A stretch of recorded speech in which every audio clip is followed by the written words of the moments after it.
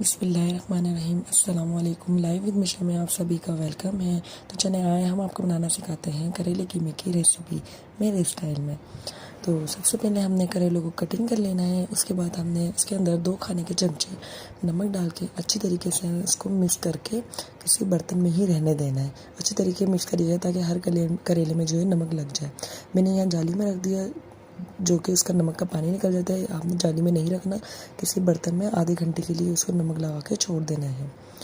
और उसके आधे घंटे बाद जो है हमने उसको किसी बर्तन में डाल के अच्छी तरीके से वॉश करना है मसल के, ताकि उसका सारा नमक जो है वो निकल जाए और बिल्कुल साफ़ हो जाए वो।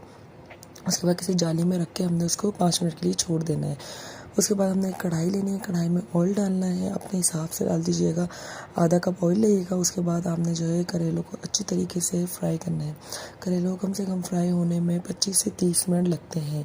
अगर आपने ज़्यादा कड़वे रखने तो आपने 10 से 15 मिनट फ्राई करना है, लेकिन हमें कड़वे नहीं पसंद तो हमने जो है ज़्यादा फ्राई करे हैं और ब्राउन कर दिए। उसके बाद जो अच्छी तरह फ्राई कर लें। इसके बाद हम आते हैं कीमे की तरफ।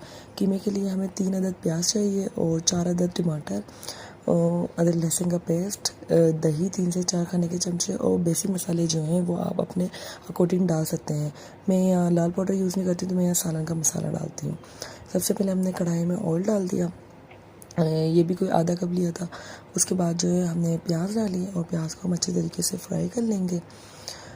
अच्छी तरीके से जब हम ये फ्राई हो जाएगी, लाइट पिंक नहीं ब्राउन हो जाए, लाइट ब्राउन हो जाए जिस तरह मैंने आपको दिखाई है। लाइट ब्राउन के बाद हम इसके अंदर कीमा डालेंगे और 2 चमचे जो है चाय के अदरक लहसुन के पेस्ट डाल देंगे। अच्छी तरह हम इसको भून लेंगे काफ़ी अच्छे तरीके से, ताकि इसका पानी जो है वो खुश हो जाए। उसके बाद हम इसमें मसाले डालेंगे, जिसमें मैंने मसाले अपने टेस्ट के अकॉर्डिंग ले सकते हैं। मैंने लाल पाउडर नहीं लिया तो मैंने सालन का मसाला डाला है। इसमें 3 चाय के चमचे हल्दी पाउडर, 2 चाय के चमचे नमक, 2 चाय के चमचे डालें और कुटा हुआ धनिया और गर्म मसाला हम डालेंगे। इसको बिल्कुल भूनते टाइम, और चाट मसाला लिया था मैंने 2 खाने के चमचे ना। फिर इसको हम इस टाइम ही डालने हैं हमने मसाले ना। उसको फिर हमने अच्छी तरीके से भूनना है। इस तरह ये होता है कि इसका कच्चापन नहीं रहता मसालों का। काफ़ी अच्छे से हमने इसकी बुनाई करनी है। बुनाई करने के बाद जो है आप इसके अंदर डाल देंगे फिर जो मैंने 4 अदद आपको टमाटर बताया, उनको हमने प्याज हो या टमाटर उन सबको हमने कद्दूकश कर लेना है।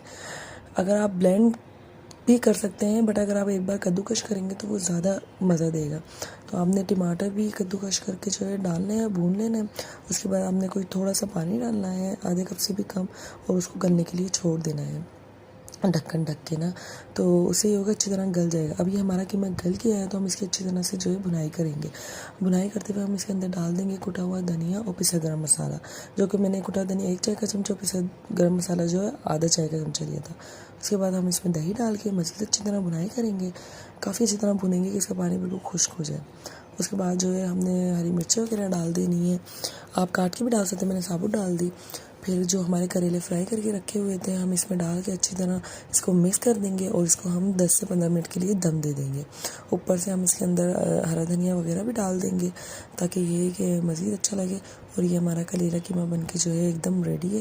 तो उम्मीद है कि इंशाल्लाह आप सबको हमारी रेसिपी अच्छी लगेगी। अच्छी लगे तो सब्सक्राइब करें, लाइक करें, फॉलो करें।